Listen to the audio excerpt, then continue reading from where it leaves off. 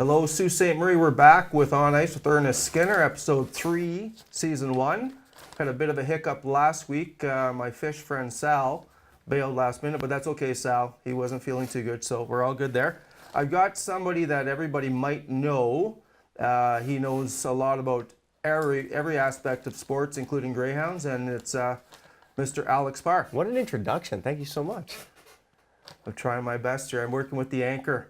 Anyways, thank you for being here, Alex. Absolutely. Thank you for having me on. That's great. Awesome. So we're going to talk a little bit, we usually do, greyhounds, and UFC. We're going to do a little bit of touch on UFC. And with the greyhounds, they're 5-3-1. And I'm just going to ask you, Alex, what's your take on the hounds early on? Early on, a little bit of stumbling out of the gate, I felt. But these last two games with this the new captaincies relegated to the team, or delegated, excuse me, to the team, it's almost put a little bit of boost in life, and they've played two great back-to-back games so far. Hayton's been amazing. Frost is going to keep putting up points like it's nobody's business, just like he did last season, and playing with a guy with Hayton's caliber is only going to help. Absolutely. And I was just looking at the stats this morning, and Frosty, he has a way of putting up those points, but it's almost unnoticeable. He's got 6 points. I think he's 4th in scoring. And Hayton's 5 points in 2 games. So bringing back those two centermen is just going to just do us nothing but push forward. And those young kids, Dean was saying earlier this week that they're playing extra minutes to because we didn't have that Hayton to send out for the second or first line. Right. So they're playing more minutes than they probably should, and young kids like that, they're getting bumped and bruised. They're not used to it. So I can see now from the 4th game on in the season where I have to admit they look like they were running around pretty good. But now they look like they've got some consistency, and I think we're going to be good. The last 2 games, we've let in 2 goals, and I think things are starting to gel. Well, the one thing that's huge for the Greyhounds too is they got their leading scorer on forwards, their leading scorer on defensemen, and their goalie back. All top round picks. Mac Hollowell's 4th, Villalta was a 2nd, I believe, and Frost was a 1st. You've got the core group of each one of your groups, your forwards, your defense, and your goalies, and that's going to help a plethora just because not only experience, but the skill level that they possess too. Yeah, and the other thing too is the first 4 games, you had a couple lines that were, they're predominantly rookie lines, and they didn't really have anybody to take hold or take charge. Now you've got Frost on one line at center, you got Hayton on another line center, you got Keegan Howdeshell who could go on any of those 2 lines, and then you have the back end where you have some leadership with Mac Hollowell and Sandbrook, and you can't forget about Villalta. He's an all-star on there. So yeah, absolutely amazing skill set on that guy for sure. So I've got something interesting I read in the paper. My good friend Peter Ricci wrote. He was talking to John Dean, and I guess DeMeo was a healthy scratch on Saturday, and he had a lower body injury Thursday, so that kept him out. But when asked by the media, what's the status of DeMeo, I don't know if this John Dean's a superstitious guy, but his response was, I don't play with the lines, I don't change him up if we're winning, so I'm wondering if he's going to play this afternoon. Well, you have to play the hot hand when it does come to the league, right? You're not trying to mess up chemistry, especially early on in the season where you're just trying to cement things, see what works. If the Hounds are rolling right now and things are going well, I don't think there's a reason to put him in. There will be a time and a place where they'll definitely call on him and he'll come in there and kill it. Yeah, and him being a veteran, he's probably going to be chomping at the bit to come back. Oh, definitely. And he's probably not used to sitting when he was healthy, because last year, he was one of our go-to guys, and this year he's looked at as a go-to guy. So we're taping on Sunday, cat's out of the bag, but I'm looking for I'm going to be very interested when I get to the arena to see if he's going to be in the lineup. I also wanted to touch on a couple things about the scouts. Do they get enough credit? We've got O'Rourke out there. We've got all these young kids that are playing phenomenal. And you know what? We always give the credit to Raftis and Dubas, who are the ones that are eventually at the helm of the whole operation. At the helm, they're taking the information, and then they're the ones who make the decision. But I'm going to give a quick shout out before we go to break.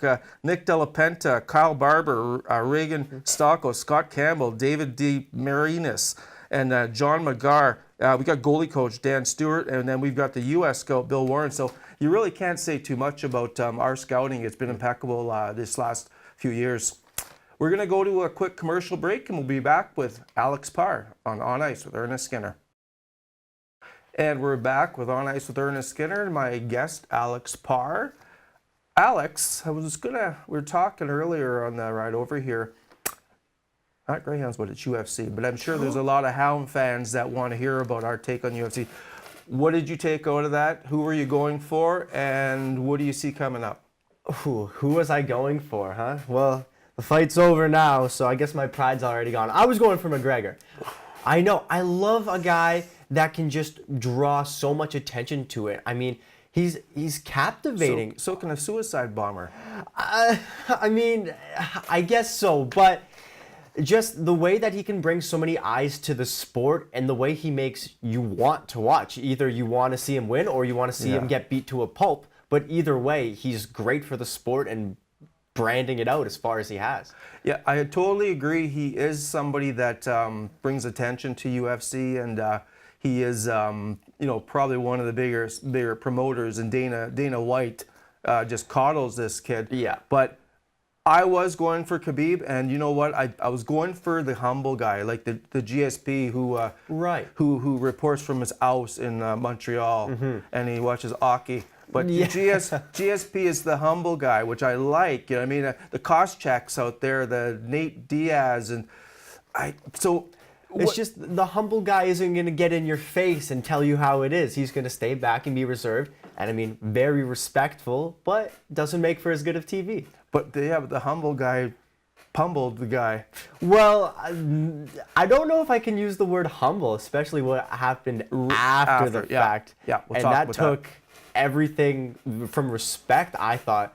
Where, and congratulations, Khabib. That's a huge feat. That's going to go down in history of the UFC. You just beat their mouthpiece, their baby boy, essentially. Yeah, true enough. And all you had to do was stand there, raise your arm, put that belt in his face, and say, "I'm better than you," and that's it. I agree, but I think what happened was, and if you listen to Khabib's comments after, you could tell after he won the fight, he was still angry. And what came out, there was a lot of trash talking from the McGregor side this way. I don't think Khabib did it. And he was talking about religion. You don't do that. His He's family? talking about family. No. And he was talking about country. So I think that's Khabib, he lost it. And you know what? But here's the thing. He didn't go back on national television and say, yeah, I'd do it again and blah, blah. He said sorry right away. And you know what he's saying right now? And I'm not sure if you've been reading. He's telling Dana White to take his $2 million and shove it. And I think that's great. And now it's 50 Cent stepped up and said... I did see that too at Bellator. Yeah, and Bellator, I was watching a Bellator fight this morning that I downloaded illegally last night. I downloaded the Bellator. Yeah, we're going to have to edit that out. But they have about 7 or 8 or almost 10 big prize fighters that used to be in the UFC that left because of contract issues with Dana White. And you know what? I can certainly see Khabib going over there because Fedor Emelianenko, he was one of the biggest names in the world. And UFC were supposed to get him, and he chose Bellator. So I don't know. I'm just thinking that's a great gesture from 50 Cent, and that's why Khabib's saying, you know what? And to be honest with you, I'm worked up about this. I can tell. Dana White, I think I think he's the catalyst behind this, and he should bear most of the responsibility. After the initial fight in New York, when McGregor's people, hooligans, chased the bus and threw a dolly through the window, there really was people that were hurt. There was a couple people, women, that got cut by the glass. A guy that had his fight canceled as well because of the lacerations to his face. Yeah, absolutely. So, you know what I mean? Like, when that sort of thing happens, that's, in my opinion, that's not fight promotion. That's just ridiculous. And here's the thing with Dana White that irks me. He said that was the worst thing that could happen, blah, blah, blah. He'll fine everybody. He didn't fine anybody. And the second thing is he used that footage in the pre-fight hype. So I think he's just as guilty. And you know what? Dana White, if you're watching, which you probably are, we have a big audience here. I disagree. Dana, thanks for promoting Connor. He's fun to watch. I mean, Like I said, it's either fun to watch because you side with them or fun to watch because you want to see them get beat. And either way, makes for TV. As True much enough. as you say throwing the dolly through the window isn't promotion, it's more ridiculous, we're sitting here talking about it. So I guess that he kind of won there. I guess so. We're going to go to a break and we'll be back. I've got another guest, and I thank Alex Parr for being my guest today. Thanks so much for having me, eh? And we'll be back with Mike Long, the traveling houndbury.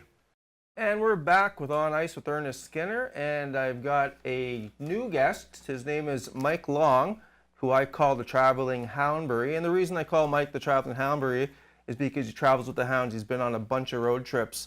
Mike, tell me, are you going on one this year? Absolutely, Ernest, and thanks for having me. Oh, you're absolutely welcome. My pleasure. So where are you guys, where's Val taking the gang this year? What's the first trip? Well, our traveling show will make us into Barrie, bring us into Barrie. We'll go on a Friday night. We'll have an open night. Saturday we'll be playing the Barrie Colts in Barrie. We'll stay the night, and then we'll head back to Sudbury, which is our second date. And then after the Sudbury game, we'll proceed home. So it's just like the Ontario Hockey League schedule it backwards.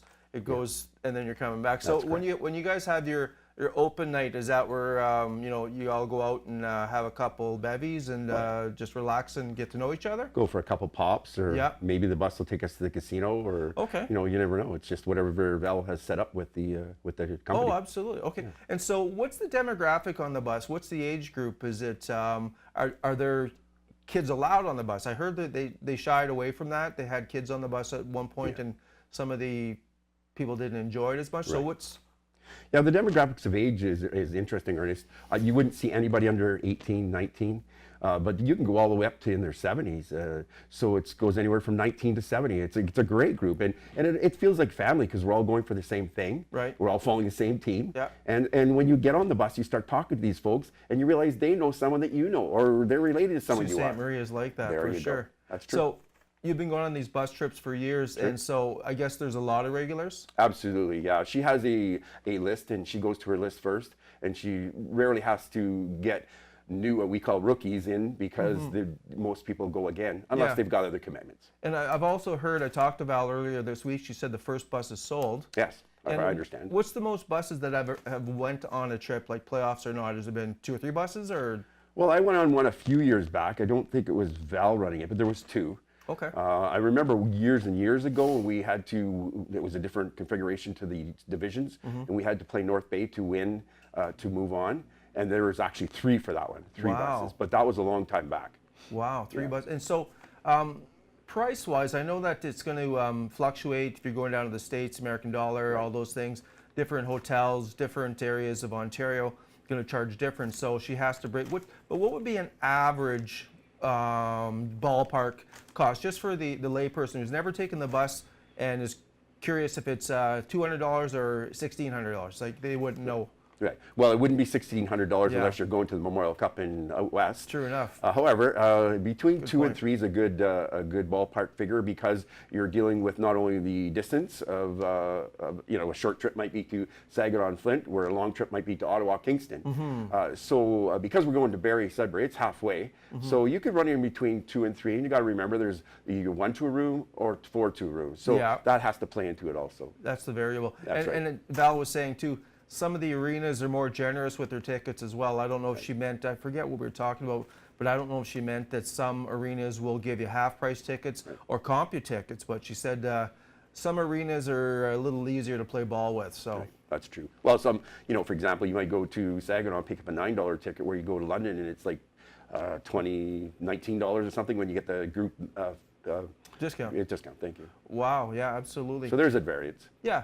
So with the hounds are 5-3-1. We were talking earlier with Alex Parr, and we could see at the beginning of the season these kids, like I said in that earlier segment with him, they're running around. But I've seen the last 4 games, and especially with their goals against, I think all it took was to have 1 or 2 veterans come back, take some load off the younger kids, and now I see even in that game against Ottawa, I know it looked like a bad game. Matty had probably his first bad game ever. Like, really, the guy's just amazing. Right, he is. But I think we were in the game and we were starting to play more of a offensive game, and they were more relaxed. Their passes were connecting. What did you take on that game and the last couple 4-1s? Well, I agree with you wholeheartedly. I did not see the Ottawa game. However, I understand that Villalta did not have one of his best games, and for God's sakes, he's held his team in last year and this year. So one bad game is not going to make him a bad goalie. No. However, you know what's impressed me the most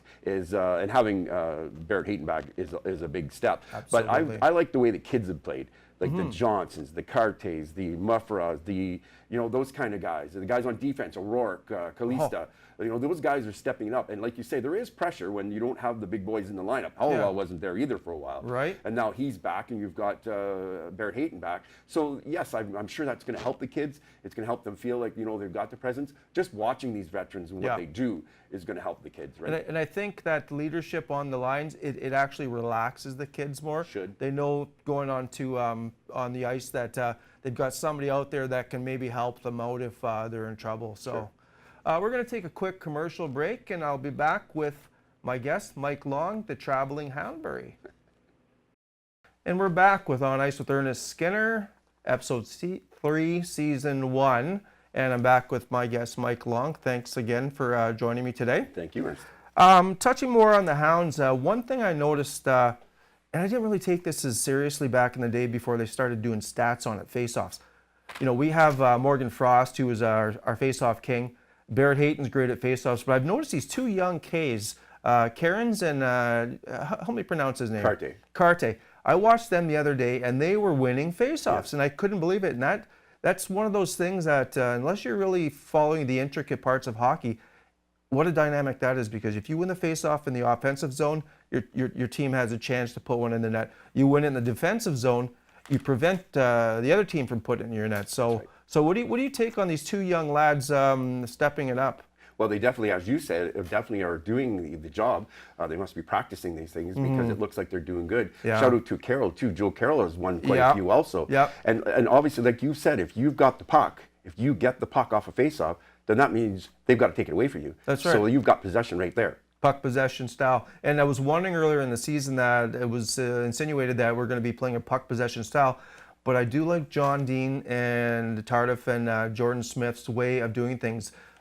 Obviously puck possession is a no-brainer. Every team should be possessing it, but they know what they're doing. And I didn't see it a little bit last year, and no slouch to Mr. Bannister, but back then he wasn't instructing, in my opinion, the boys to dump it out when they're in trouble. Keep the puck, keep the puck. Now I'm seeing John Dean tell them, chip it in. If the guy's at the blue line, he's not letting you in after 2 or 3 attempts, you know what? Chip it in, try something new. Same thing with when the puck's in our own end defensively. If 1 or 2 passes, you can't skate it out. Well, don't try 3 times, you're going to get burnt. So they're chipping it out. So I really like the way John's approached this team in a coaching way, and he's dealing with some young kids, so he probably has to adjust a bit. That's correct. I mean, let's face it. He's brought 2 new young kids, at least 2 new on defense, in Kalista and O'Rourke. And he's got some young kids up front that have to come back and do the defensive part of the game. So, that's what it is. And, for years, I've wondered why they don't use the glass. I've seen lots of times they struggle to get out along the boards, and it doesn't work. They try once, they try twice, and all of a sudden the other team takes over. If you use the glass, they can't get it. It's almost like another player. It's almost like you're passing using another player. I've seen players racing one-on-one and bumping it off the side board and then getting the rebound off in the other if they're fast enough. That's correct. I was talking to Mr. Parr earlier about, I'm going to ask you your opinion. Sure. DeMeo, when he's one of our better defensemen, he was injured and then he was a healthy scratch on Saturday. And in the media, John Dean said, I'm not going to play with something when it's working for me. I'm not going to change the lineup of a winning team. And we're about 2 hours from puck drop, or about an hour from the puck being dropped. What's your sense on it? Is it superstitious? Do you think he's going to dress, or what do you think is going to happen there? Well, I have no inside information because I haven't talked to John Dean. I agree. Like, there are some coaches that don't want to mess with a good thing. If you got a good thing going, why would you mess with it? I know he knows he's a veteran, so I don't think he wants him to be sitting, nor does DeMeo want to sit. So I'm pretty sure that if he wants to get in the kids, there's no doubt, Kalista and O'Rourke. So, and let's not forget Laguerriere, thank you, and Whale. So, it's going to be hard to get ice time with all those guys in the lineup. So, I'm sure if he doesn't get in soon, there's going to be, rumors of trades or you're saying something about that because you're asking me about Johnson. Johnson, our goalie. Yeah, Johnson, and you know what? They're trying to trade him. They're doing the best for him, and you know, there's no slouch to Tyler, but there's No. only so many spots on the team. Can't dress 4 overage. You can't have them in your lineup. So right. obviously he's the odd man out. So you never know there. It's early to say, but you never know. Well, let's remember the first game of the season, Johnson was in the lineup, and he was outstanding. He was good that game. So Yep. he's a good goalie. He just doesn't have room here because of the overage situation. For sure. Before we go, I have a bone to pick with. I don't know if it's Shaw or if it's Rogers. Not with me, though. Not with you, absolutely. Not with you. All right. In case some of the viewers don't know, but I bet you a lot of the viewers do know, I've been watching the Shaw out-of-town games, 6 of them or 5 of them or whatever, and the feed has been terrible. And I don't know if it's this side, Sault Ste. Marie's Shaw reception, and I can't understand it being all those other 5 teams and their feed sending us to us is terrible. And really make a quick story short and how this is really, it's a lot of fans have been upset about it. I remember last year when I was going to watch the out-of-town games, and I was like, okay, I'll purchase a Shaw package. The lowest package I could get was like $45 or $50 because they don't just give you a channel, they give you a tier. They throw in a bunch of, terrible stations and then 1 or 2 good ones. And if you want one of those 2 good ones, you got to buy it because they're going to say, oh, you got 11 or 12 or 15 different, channels here. So that's why you're paying $55. What's your take on that? You said you saw a game and the feed was chippy. Yeah, I've seen a couple of them. Like I said, I didn't see the Ottawa game, but I did watch a couple of them from out of town.